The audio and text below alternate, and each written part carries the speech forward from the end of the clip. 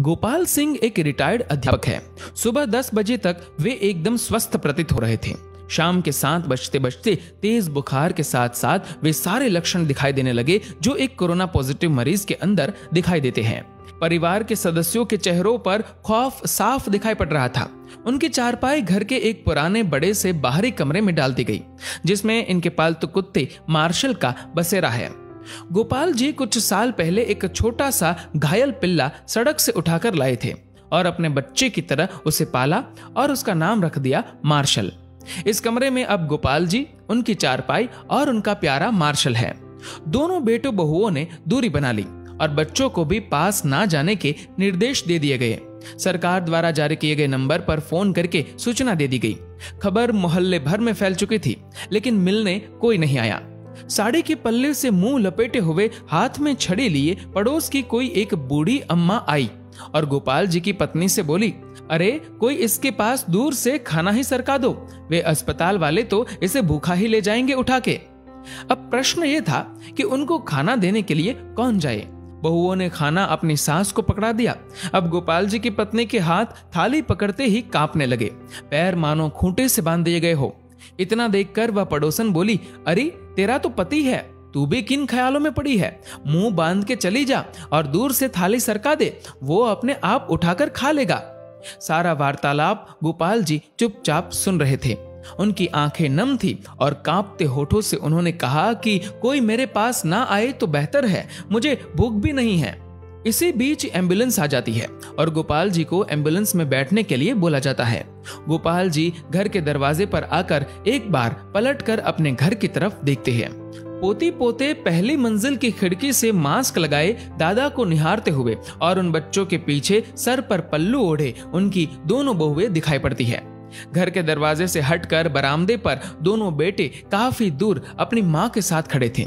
विचारों का तूफान गोपाल जी के अंदर उमड़ रहा था। उनकी पोती ने उनकी तरफ हाथ हिलाते हुए टाटा एवं बाय बाय कहा।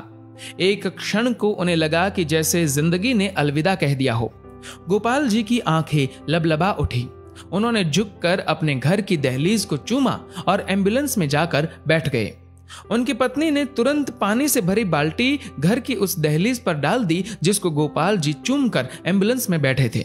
इसे तिरस्कार कहो या मजबूरी, लेकिन यह दृश्य देखकर कुत्ता भी रो पड़ा और उसी एम्बुलेंस के पीछे पीछे हो लिया जो गोपाल जी को अस्पताल लेकर जा रही थी।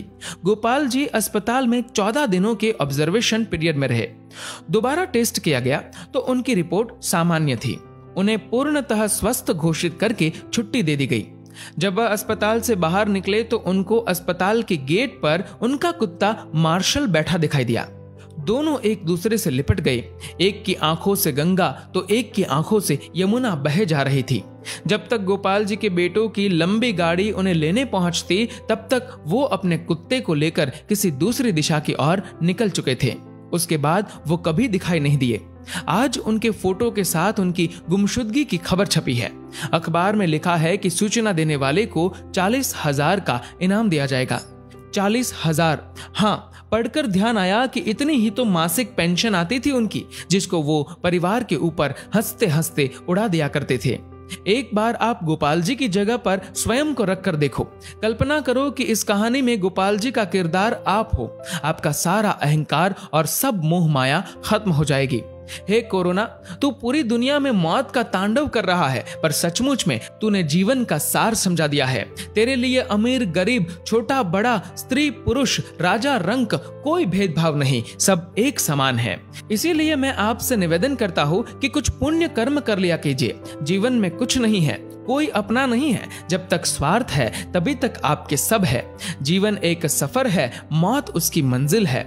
मोक्ष का द्वार कर्म है, यही सत्य है। दोस्तों, इस वीडियो को लेकर आपकी क्या राय है नीचे कमेंट करके जरूर बताइएगा। और अगर आपको ये वीडियो अच्छा लगा तो इस वीडियो को लाइक करिएगा, शेयर करिएगा ज्यादा से ज्यादा लोगों तक। और ऐसे ही और भी इंस्पिरेशनल वीडियोस के लिए सब्सक्राइब करें हमारे यूट्यूब चैनल को और फेसबुक पर फॉलो करें हमारे पेज को। धन्यवाद।